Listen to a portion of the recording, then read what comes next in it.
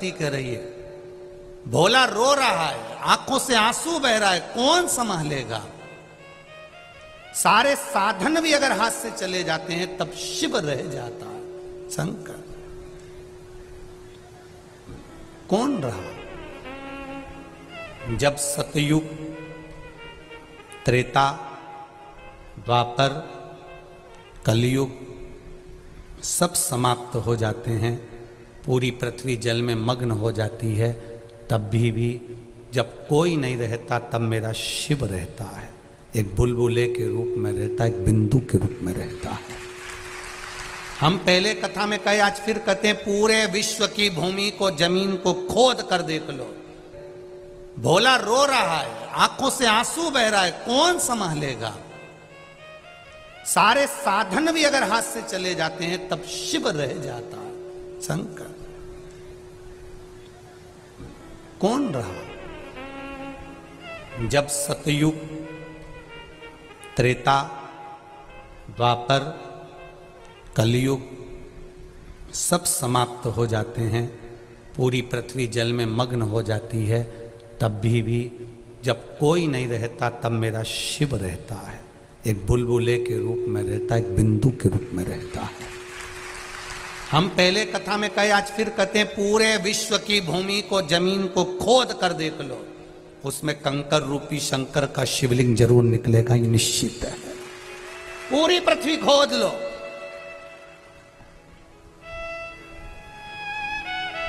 सारी मूर्तियों के निर्माण बाद में हुए हैं, पर शंकर भगवान तो प्रथम में है।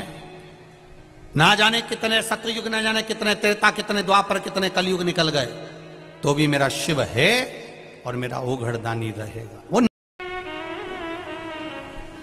अकाल मृत्यु वो मरे, जो काम करे चंडाल का, काल उसका क्या बिगाड़े, जो भक्त हो महाकाल। जो शिव का उपासक होता है उसका बाल बक्का नहीं हो सकता, शंकर की आराधना करने वाले का बाल बक्का नहीं हो सकता। ये निश्चित है कि जन्म मरण परण तीन शिव के हाथ में है। मृत्यु जहां लिखी हुई है वहां तो हम पहुंचेंगे। तुम कहो कि सुअर वाला महाराज किसी की मौत को रोक दे, किसी की मृत्यु को रोक दे, तो मुश्किल है। आपकी मृत्यु, हमारी मृत्यु, ये सब परमात्मा ने जो तारीख, जो पल, जो घड़ी, जो दिन, जो नक्षत्र, जो समय, जो परमात्मा ने लिख दिया, वो निश्चित है कि उस पल, उस घड़ी, उस क्षण में हमारी मृत्यु होगी। जो विधान पर लिखा हुआ है उसे कोई टाल नहीं सका। पर आपका भजन का जब बल बढ़ जाता है, सत्संग का जब बल बढ़ जाता है, आप शंकर का गुणगान जब करने लगते हो, तो जीवन में अगर थोड़ा बहुत दुख भी आता है तो उसको भोलेनाथ, आप शिवजी पे जल चढ़ाते हो तो जैसे चंदन शंकर पर पेले का लगा हुआ होता है तो धुल जाता है, उसी तरह शिवजी पे जैसे जैसे जल चढ़ाते हो हमारे भी पाप धीरे धीरे धुलना प्रारंभ हो जाते हैं। ये निश्चित है। शंकर भगवान पर समर्पित किया गया एक लोटा जल हमारे पूर्व के ना जाने कितने कितने पाप कर्म को धो देता, ना जाने कितने पाप कर्मों को।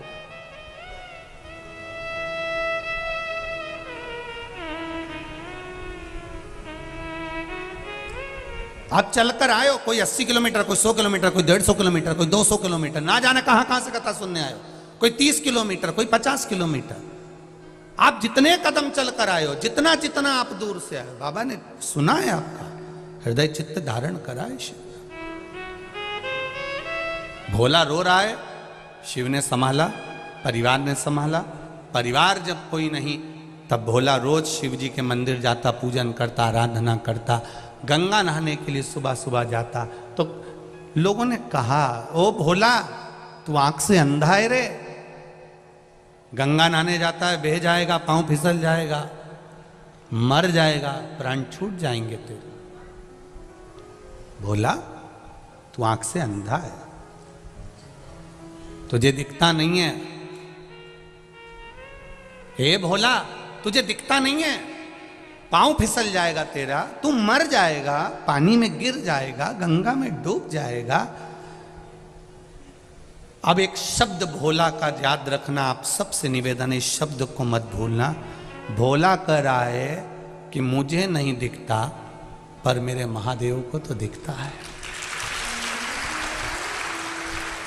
भोला कह रहा है मुझे नहीं दिखता पर मेरे महादेव को तो दिखता है। एक बात आप लोगों को कही थी अभी रायपुर की कथा में,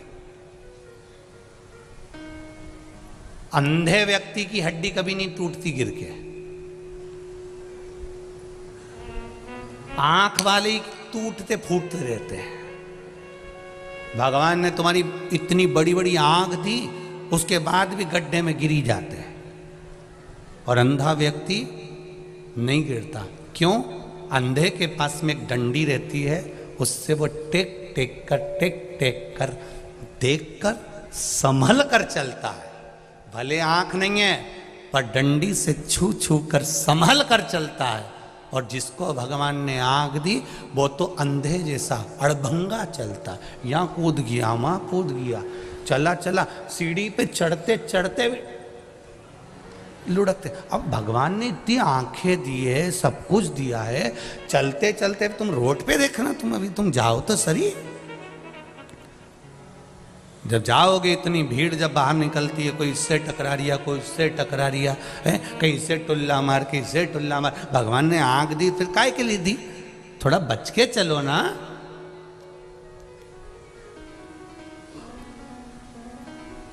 रोज हम निवेदन करते हैं, गले में सोने की चेन होगी, रकम होगी, जेब में पैसा होगा तो चोर की नजर जरूर होगी, सुंदरता होगी तो लुच्चों की नजर जरूर होगी, और अगर शंकर की भक्ति होगी तो महादेव की नजर जरूर। सुंदरता है तो लुच्चों की नजर होगी, धन होगा तो चोर की नजर होगी, और शिव भीतर समाया है, भक्ति भीतर है तो महादेव की नजर जरूर होगी। ये निश्चित है। तुम कहां बैठे हो वो शंकर को मालूम है।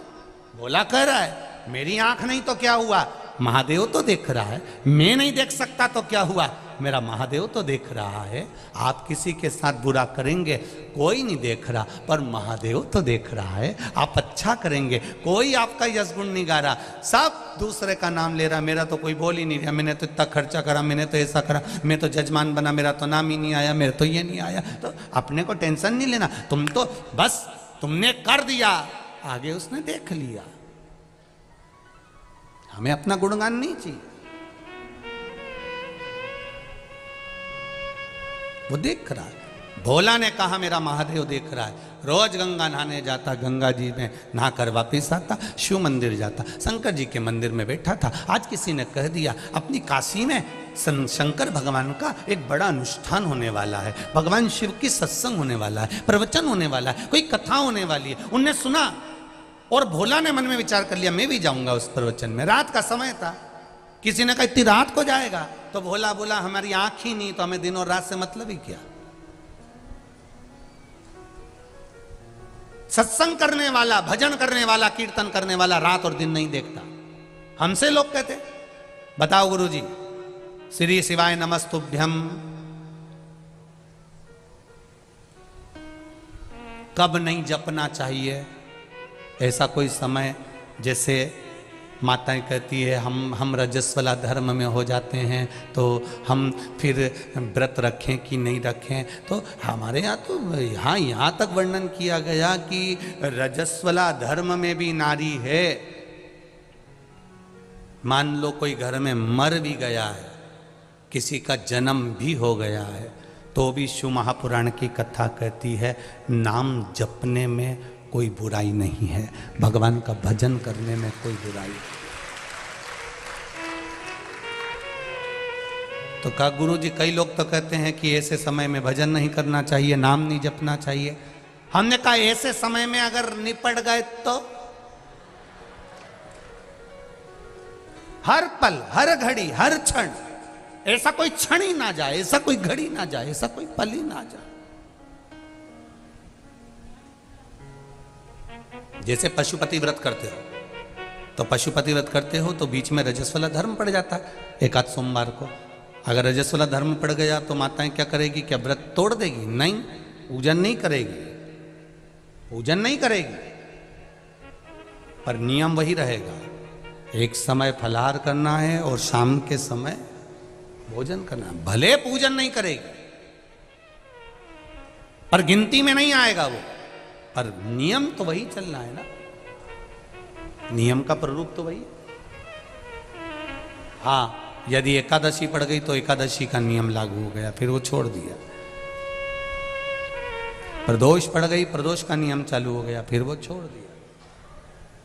पर गिनती में चल रहे हैं और बीच में अगर रजस्वला धर्म आ गया है तो आप अपने ही नगर में, अपने ही गांव में कोई एकादशी, कोई प्रदोष नहीं है तो उसका स्मरण रहे, आप जपो शिव नाम।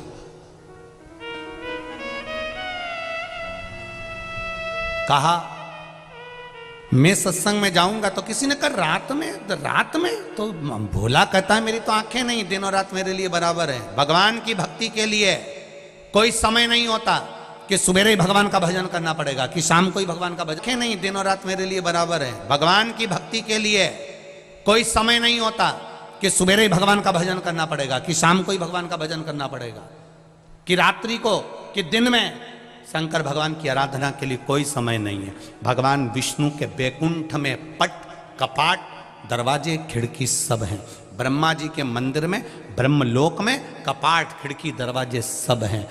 इंद्र के मंदिर में, इंद्रलोक में सब कुछ है। ब्रह्मलोक में दरवाजे हैं, बैकुंठ लोक में दरवाजे हैं, पर मेरे कैलाश पर जाकर देखना कोई दरवाजा नहीं है, चारों तरफ से खुला हुआ है।